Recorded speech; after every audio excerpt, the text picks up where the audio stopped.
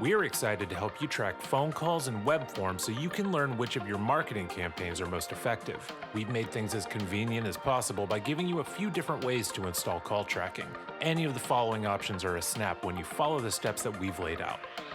Clicking JavaScript snippet from the listed options lets you manually install our snippet. Copy the code and paste it on the back end of your site right before the closing body tag. If you have a WordPress site, you can install us by logging into WordPress and clicking Plugins. Find CallRail on the list, install it, and click Activate. Then copy the company key from within this screen and paste it into the field now showing in WordPress.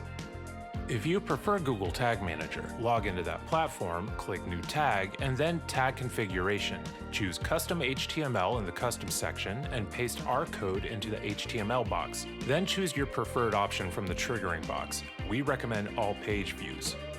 If you use Wix, log in there and click Settings, then in the Advanced Settings column, choose Tracking Tools, then click plus New Tool and select Custom. Copy our snippet and paste it into the custom code screen in Wix. Name it, then choose All Pages, load code once, and place code in head.